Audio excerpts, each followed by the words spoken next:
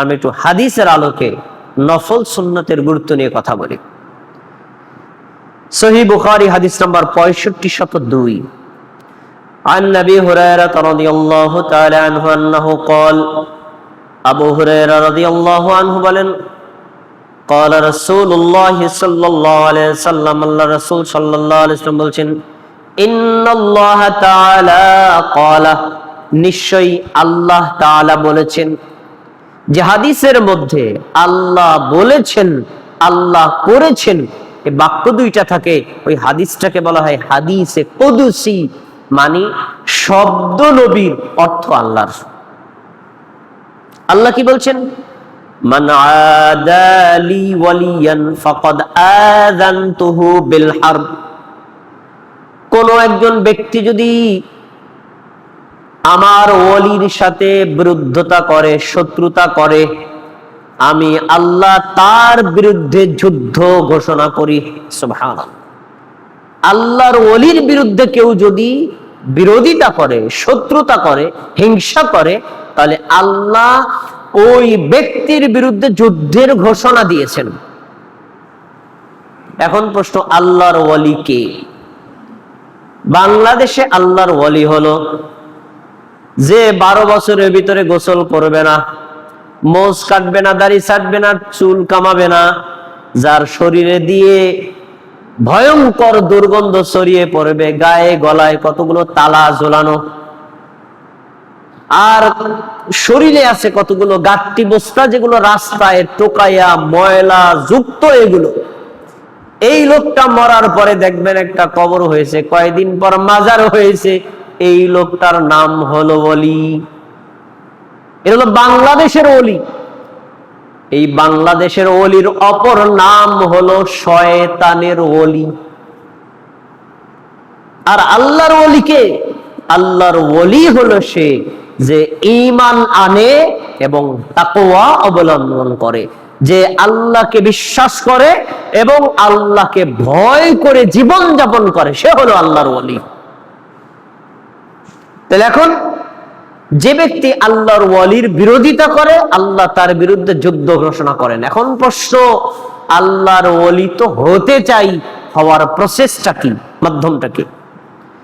আল্লাহর ওলি হতে হলে প্রথম যে কাজ করতে হবে, আল্লাহ বলছেন ওয়ামা তাকাররাবা ইলাইয়া আবদি বিশাইইন আহাব্বু ইলাইয়া মিম্মা ইফতারাতু আলাইহি। আমি আল্লাহ বান্দার উপর যা ফরজ করেছি, এই ফরজ ইবাদত করলে আমি আমার বান্দার উপর বেশি খুশি হই, আর এই বান্দা আমার বেশি কাছে পৌঁছে যায়।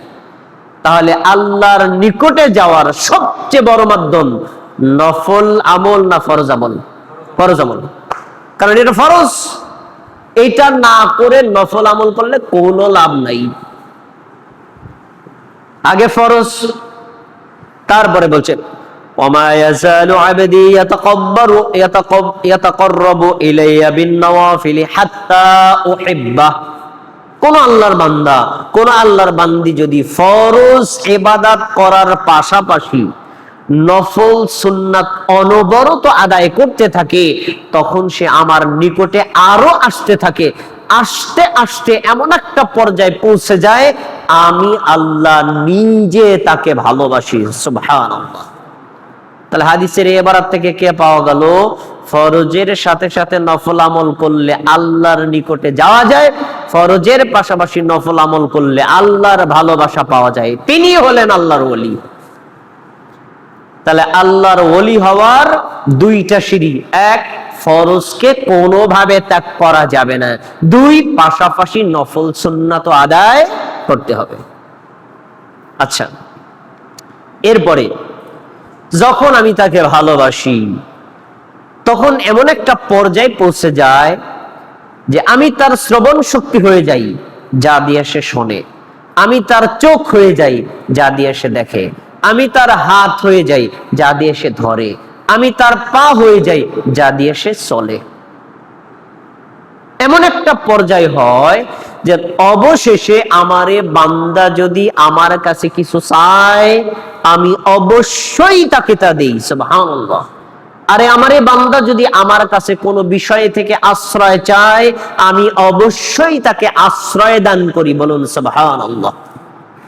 তাহলে ফরজের পাশাপাশি নফল আমল করলে বান্দা আল্লাহর এত কাছে পৌঁছে যায়, তার অঙ্গ প্রত্যঙ্গ গুলো আল্লাহর কথায় চলে, আল্লাহর নির্দেশের বাইরে সে চলে না।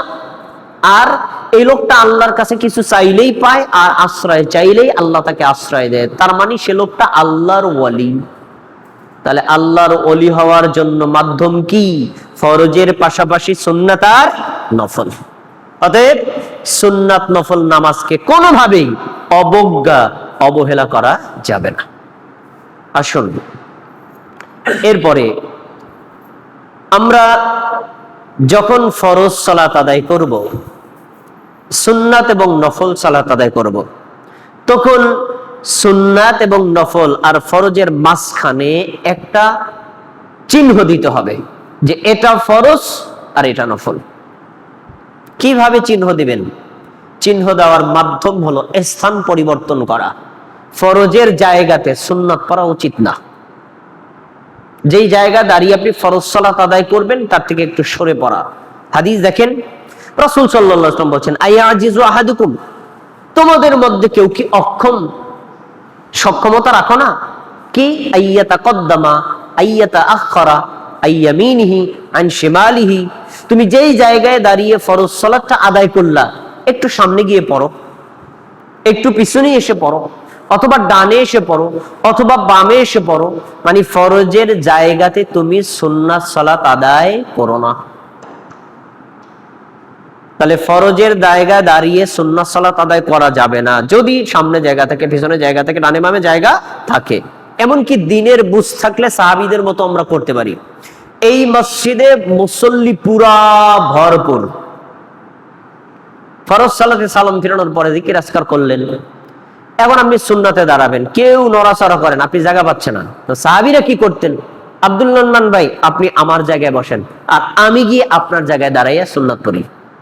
দেখছেন তিনি এই সুযোগটা কেন দিতেন? সাহাবীরা জানতেন যে সুন্নাত ফরজের জায়গায় পড়া উচিত নয়, এজন্য তিনি সুযোগ করে দিতেন।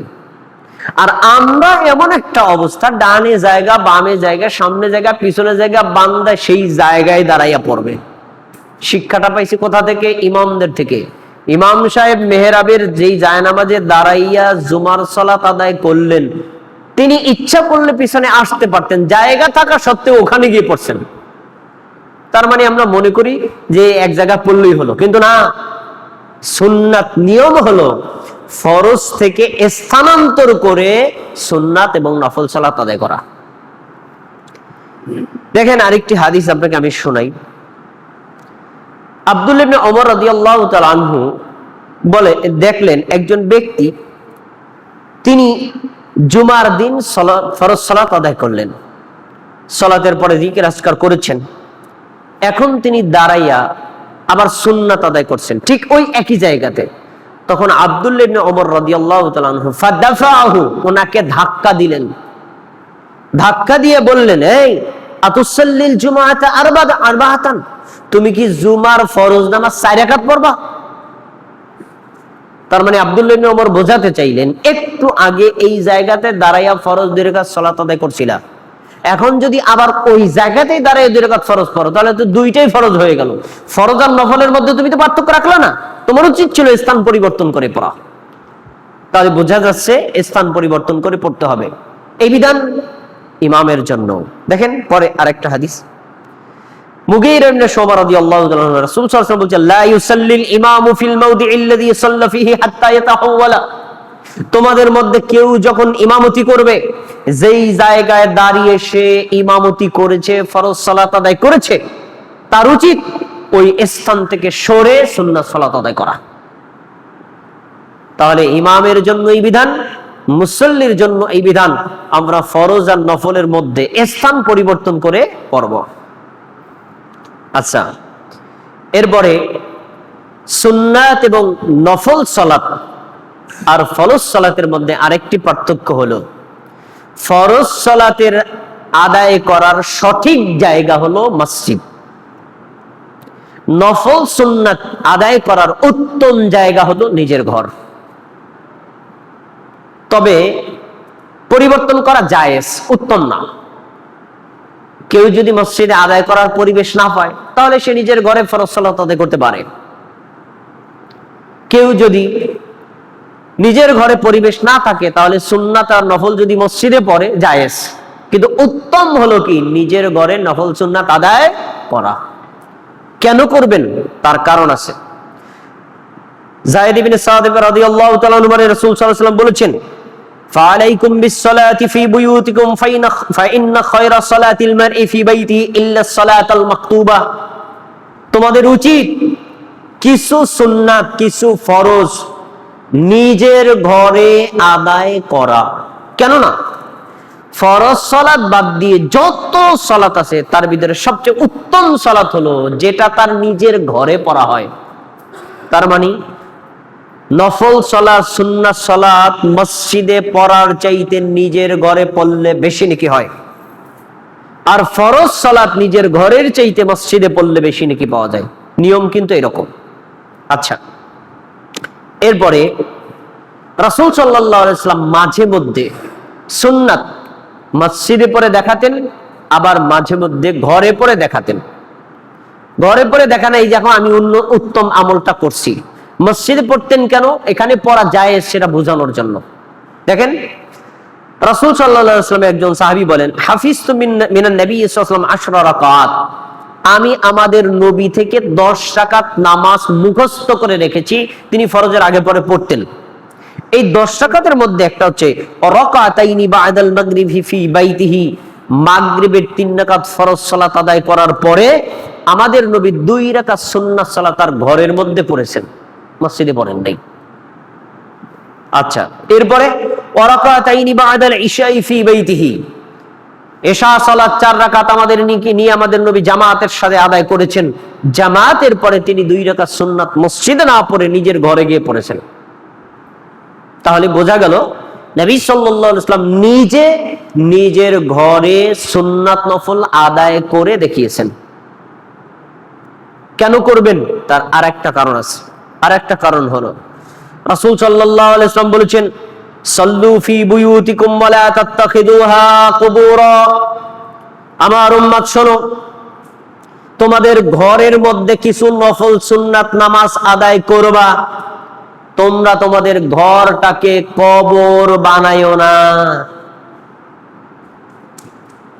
কেন কবর বানায় এটা কেন বলা হয়? কারণ কবরের মধ্যে কেউ নামাজ পড়ে? ইসলামী শরীয়তের বিধান, যেই জায়গাটা মসজিদের জন্য ওয়াকফ করা হবে ওই জায়গাতে কবর দেওয়া হারাম, ওই জায়গাতে কবরস্থান বানানো হারাম। কারণ কবর আর সেজদার জায়গা কখনো এক হতে পারে না। কবর যখন সেজদার জায়গা হবে তখন কবরটাকে সেজদা করা হবে, শিরক হবে। আর যেই জায়গাতে কবর দেওয়া হবে ওইখানে আর সালাত আদায় করা যাবে না। কবর আলাদা আর মসজিদ আলাদা, যাতে উম্মত কখনো কবর পূজায় লিপ্ত না হয়ে যায়। কিন্তু বর্তমানে উম্মত কবর পূজার সাথে সম্পৃক্ত। পীর সাহেব মারা গেছেন, আজকে হলো কবর। 1 বছর পর পাকা হওয়ার পর তার নাম হয়ে গেছে মাজার। কয়েকদিন পর দেখা গেছে মুরিদরা সেই কবরকে তাওয়াফ করে, কবরকে উদ্দেশ্য করে রুকু করে, কবরকে উদ্দেশ্য করে সিজদা দেয় এবং কবরের দিকে ফিরে তারা বিভিন্ন ধ্যানমগ্ন লিপ্ত হয়, যা শিরক। আরো কষ্টকর বিষয় হলো আজকে এই জায়গাতে মসজিদ নির্মাণ করা হয়েছে, মুসল্লি সংখ্যা ধরেন জুমার দিন 500 লোক ধরে এমন একটা মসজিদ আমরা বানাইছি, তার মসজিদের পাশেই কবর। 10 বছর পরে মুসল্লি সংখ্যা বেড়ে গেছে 800, এর বাকি 300-র জন্য মসজিদ বড় করা দরকার। এখন আমাদের বাঙালিরা কি করে, কবরের উপর মাটি দিয়া ব্যাস মসজিদ বানায় ফেলছে, অথচ মসজিদের ভিতরে কবর। এই যে মসজিদের ভিতরে কবর যদি হয় ওই মসজিদে সালাত আদায় করা যাবে না, কারণ আল্লাহ রাসূল বলেছেন লা তুসাল্লু ইলাইহা, তোমরা কবরের দিকে ফিরে কখনো নামাজ পড়বা না। কবরের উপরেও নামাজ পড়া যাবে না, কবরের দিকে ফিরেও সিজদা করা যাবে না। আমি কথাগুলো কেন এনেছি? নবী সাল্লাল্লাহু আলাইহি ওয়াসাল্লাম বলছেন, তোমার ঘরকে কবর বানায় না। যারা নিজের ঘরে নফল, সুন্নাত, ফরজ কোন নামাজই পড়ে না, তারা তাদের ঘরটাকে কবর বানায় ফেলছে। এজন্য কিছু নামাজ নিজের ঘরে পড়া উচিত, কারণ এই নামাজের মাধ্যমে আল্লাহর বারাকাত, আল্লাহর রহমত আপনার ঘরে অবতীর্ণ হয়। আরেকটি হাদিস দেখেন, রাসূলুল্লাহ সাল্লাল্লাহু আলাইহি সাল্লাম বলেছেন, লা তাজআলু ফি বুয়ুতিকুম মাকাবির, তোমরা তোমাদের ঘরকে কবর বানাবা না। শোনো, ওয়া ইন্নাল বাইতাল্লাযী তাকরাউ ফীহিল বাকারা লা ইয়াদখুলুহুশ শাইতান, যেই ঘরের মধ্যে সূরাতুল বাকারা পড়া হয়, শয়তান ওই ঘরের মধ্যে প্রবেশ করতে পারে না। সুবহানাল্লাহ।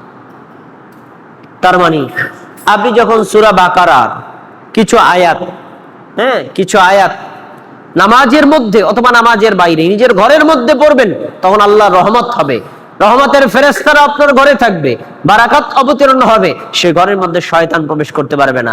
আর ঘরের মধ্যে কোনো নামাজ নাই, কোরআন তেলাওয়াত নাই, কোনো কিচ্ছু নাই, সব ইবাদত মসজিদের মধ্যে সম্পৃক্ত, আপনার ঘরে আল্লাহর রহমতের ফেরেশতা থাকবে না, শয়তান বসবাস করবে। এজন্য